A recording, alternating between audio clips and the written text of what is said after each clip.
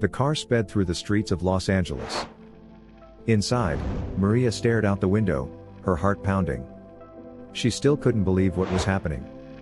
Just an hour ago, she had been sitting on a freezing sidewalk, a cardboard sign in her hands.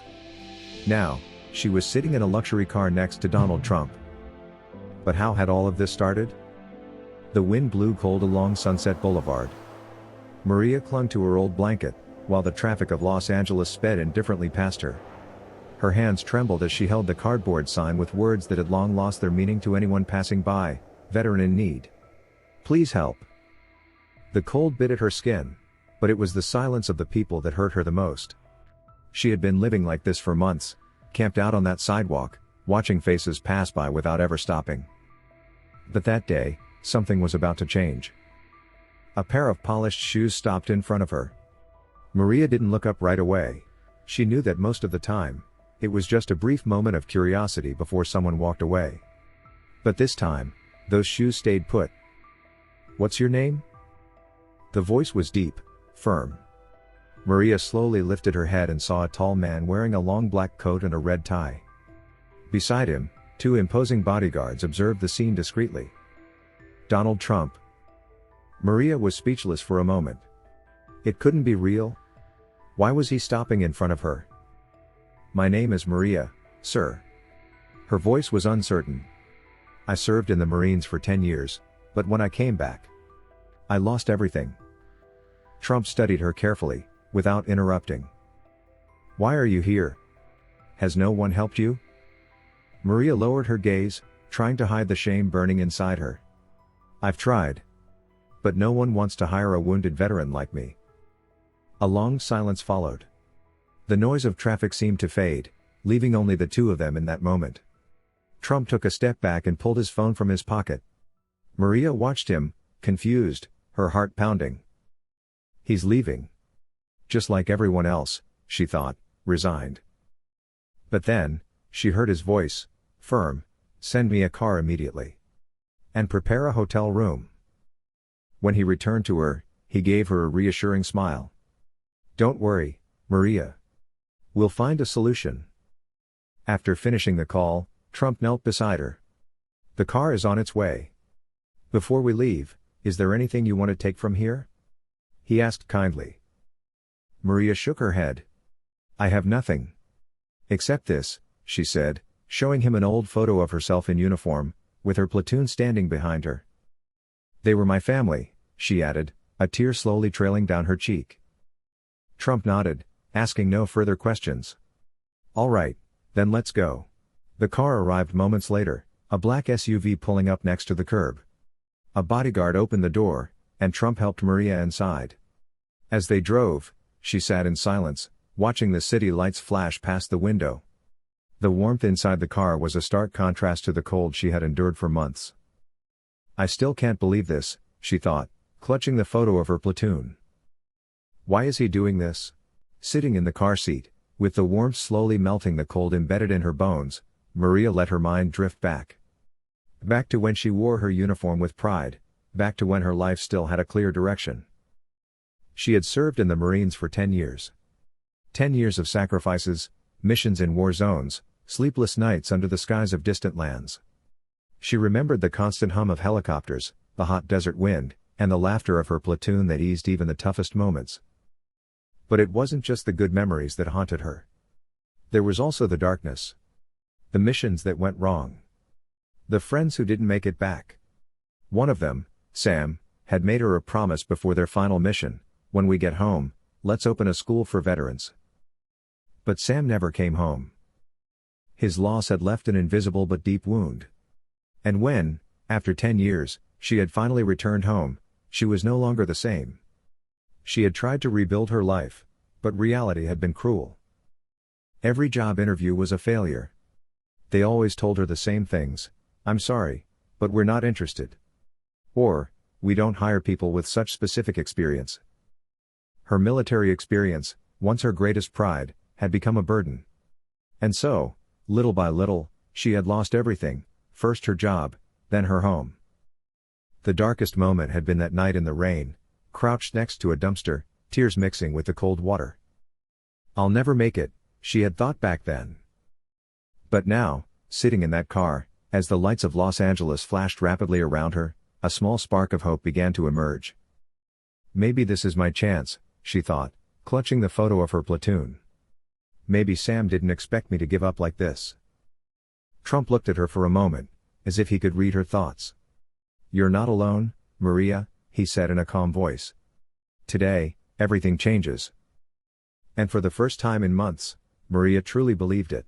The black SUV stopped in front of a luxury hotel, its grand facade illuminated by soft lights glowing against the evening darkness. Maria felt overwhelmed. She had never been in a place like this before. The car doors opened, and Trump extended his hand to help her out. "Welcome, Maria." The hotel lobby was immense, with a crystal chandelier hanging from the high ceiling, casting a warm, welcoming glow. The polished marble floor echoed the footsteps of those passing through, but to Maria, the world around her felt muffled, distant. A receptionist approached them with a polite smile. "The suite is ready, Mr. Trump." Maria hesitated for a moment. "I'm not sure if I can." Trump gently interrupted her. "You can, and you must. Today is the first day of your new life." They stepped into the elevator, and although the ride to the upper floor only lasted a few seconds, to Maria, it felt like an eternity. The doors opened onto a quiet corridor softly lit by elegant lights.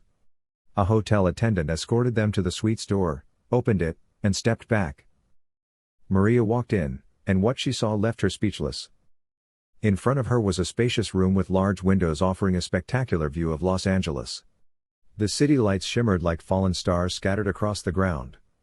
A plush bed with pristine white sheets dominated the room, while a white leather sofa and a dark wooden desk completed the decor.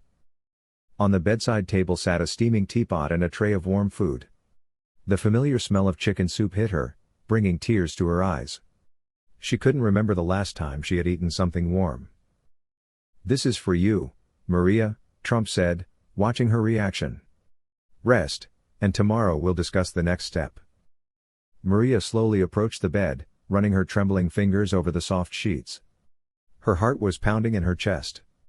"Thank you," she whispered, unable to hold back her tears. "There's no need to thank me," Trump replied. "You deserve this chance." That night, Maria did something she hadn't done in months. She slept deeply. No traffic noise, no biting cold. Just the warmth of the blankets and the comforting thought that, maybe, the worst was behind her. The next morning, sunlight filtered gently through the sheer curtains. Maria woke slowly, savoring the moment. For the first time in a long time, she wasn't afraid to face the day. Under the door, she found a note: "Breakfast is ready in the dining room. We're waiting for you." Maria smiled. She put on the clean clothes she had found in the suite and headed toward the dining room, ready to discover the next step on her path to renewal. Maria entered the breakfast room with slow, almost hesitant steps. She was still in disbelief over the night she had just experienced: a warm bed, good food, and a sleep that had embraced her like it hadn't in months. The morning sun filtered through the large windows, casting a golden glow over the room and the buffet laden with delicious food. The scent of freshly brewed coffee filled the air. A waiter smiled kindly and directed her to a table by the window. Maria sat down, gazing out for a moment at the bustling streets of Los Angeles below. For the first time, the city's chaotic life felt distant, as if it couldn't touch her. Trump arrived shortly after, accompanied by a man in a suit and tie. "Good morning, Maria. Did you sleep well?" he asked warmly. "Very well, sir. Thank you. It didn't feel real." Trump smiled. "This is only the beginning. Now, we need to think about the future." He gestured to the man beside him. "This is Michael, a representative from a company that works with veterans. He'd like to meet you." Maria's heart raced. She wasn't ready for an interview. But she gathered her courage and shook Michael's hand. "Nice to meet you." After breakfast, they moved to a private meeting room in the hotel, decorated in calming, neutral tones. Maria sat across from Michael, who started with simple questions. "Can you tell me about your experience in the Marines?" Maria took a deep breath. "I served for 10 years. I took part in several missions abroad, in conflict zones. I was responsible for coordinating field teams and ensuring the safety of my fellow soldiers. Her hands trembled slightly, but she kept going. She spoke about the long nights on patrol, the tough decisions made under pressure, and the unbreakable bond with her team. She also shared the challenges she had faced upon returning home, the closed doors, and the overwhelming sense of failure. Michael listened intently, occasionally jotting down notes. When Maria finished, he paused before speaking. "What you've been through has given you incredible strength. We're looking for someone with your determination." Maria felt a lump in her throat. "Really?" "Yes," Michael replied. "But it's not just your military background that stands out. What impresses us most is your ability to get back up." He closed his notebook and leaned forward slightly. "We'd like to offer you a job. You'll start in an administrative role in our veteran support program. But there's more, we see leadership potential in you." Maria was speechless. I don't know how to thank you." "There's no need to thank us," Michael said with a smile. "You deserve this opportunity." Trump, who had been quietly observing, added, "Maria, this is only the beginning. I want to see you grow in this role." Later, as she left the room, Maria paused for a moment to catch her breath. The morning sun warmed her face, but it was the warmth she felt inside that filled her with newfound energy. "Maybe I can do this," she thought. "Maybe I really can start over." She looked at the photo of her platoon that she had carried with her and whispered, "Sam, I won't let you down." That evening, Maria sat in the armchair of her new hotel room, gazing out at the city through the large window. The darkness of Los Angeles shimmered with countless lights, but for the first time, Maria didn't feel lost in its vastness. She held the photo of her platoon in her hands, a picture she now kept close at all times. Her phone rang, breaking the silence. She answered with a calm voice. "Maria? It's Michael." "Good evening, Michael.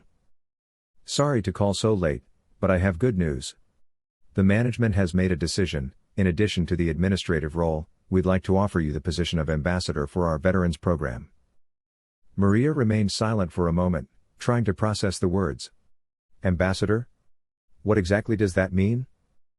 "You'll be the face of the program. You'll help other veterans reintegrate into society by offering them support and inspiration. No one is better suited for this role than you." Maria felt overwhelmed with emotion. "I don't know if I'm ready." "You're more than ready," Michael replied firmly. "You've already overcome so much. Now it's time to help others do the same." 2 days later, Maria walked into the company's offices. She was dressed in an elegant but simple outfit, her hair neatly tied back, and a newfound determination shining in her eyes. The hallways were bustling with activity, but many stopped to greet her as she passed. Michael guided her to her new workstation. "This is your desk. You've got a computer, all the materials you need, and the full support of the team." Maria sat down, running her hand over the smooth surface of the desk. "It's been so long since I had a place of my own." Michael smiled. "It's yours now. And remember, this is just your base. The real work is out there." That afternoon, Michael briefed her on the details of her first mission, visiting a shelter for veterans in need. Maria listened carefully, taking notes. "Any questions?" Michael asked. "Just one, when can I start?" The shelter was located in a quiet neighborhood, far from the city's noise. When Maria entered, she was greeted by the smell of coffee and the murmur of conversations. A group of men and women, many with faces marked by the weight of their past, gathered in the common room. Maria paused for a moment, observing them. It was like looking at a version of herself from just a few days ago. An older man approached her. "You must be the new ambassador." Maria smiled. "Yes, I'm here to listen and help." "Did you serve too?" the man asked. "In the Marines, for 10 years. The man nodded slowly, then gestured toward a group seated around a table. "Share your story, if you're comfortable. They'll listen." Maria joined them and grabbed a cup of coffee. At first, her voice trembled, but as she spoke, she found her strength. She shared stories of missions, the difficulties of returning home, and how she had almost crumbled under the weight of failure. "But someone stopped and truly saw me," she concluded. "And now I'm here to do the same for you." The room fell silent for a moment before someone began clapping, followed by the rest of the group. A young man, who hadn't said a word until then, approached her. "Do you really think we can make it too?" Maria placed a hand on his shoulder. "I know you can." That evening, Maria returned to the hotel with a light heart and a new sense of purpose. Before going to bed, she wrote a message to Trump. "Today, I shared my story. I saw hope in the eyes of those who listened. I can't thank you enough for giving me this chance." After sending the message, she looked again at the photo of her platoon. "Tomorrow is another day," she thought as she turned off the light. "And I won't be alone anymore." The days that followed were intense for Maria. Every morning, she woke up early, ready to dedicate herself to meetings, interviews, and workshops for veterans. Each story she heard was a new lesson, a reflection of her own struggles. But what made her role special was her ability to offer not just empathy, but practical solutions. On a Friday morning, during a public event promoting the Veterans Support Program, Maria stepped onto the stage to give a speech. In front of her was a large audience, journalists, veterans, and government representatives. She took a deep breath, holding the microphone in her hands. Many of us come back from war thinking we can start over right away, as if nothing happened. But the truth is, the hardest battles often begin afterward. I know what it's like to lose everything.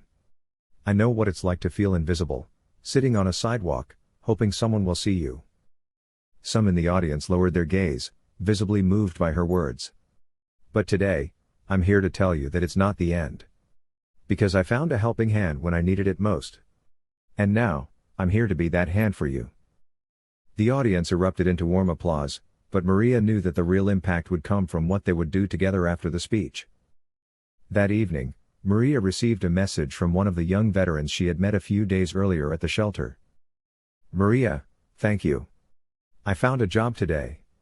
I wouldn't have had the courage to try without your words. You've been my inspiration." Maria smiled, her eyes glistening with tears, and replied, "I'm proud of you. Always remember, you've got this." Shortly after, she received an unexpected call. "Mr. Trump," she said, surprised to hear his voice. "Maria, I read the report on your progress. I'm proud of what you're doing. You know this is only the beginning, right?" Maria closed her eyes for a moment, savoring those words. "Yes, I know. And I'm ready." "Just promise me one thing," Trump added. "Keep making a difference." "I promise, sir." Months later, Maria walked through the streets of Los Angeles, but this time, she no longer felt invisible. She looked at the faces around her with a different gaze, no longer filled with fear or shame, but with awareness and confidence. She stopped in front of a veterans center and saw a young man sitting by the entrance, staring blankly into space. Maria walked over, placed a hand on his shoulder, and smiled. "Hi, what's your name?" He slowly looked up, surprised that someone was talking to him. "James," he replied timidly. "Nice to meet you, James. Can I buy you a coffee?" As the two walked toward a nearby cafe, Maria reflected on how much her life had changed.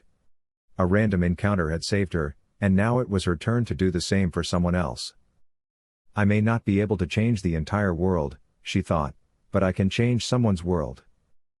This is not just Maria's story, it's the story of anyone who has faced darkness and found the strength to rise again thanks to a simple act of kindness.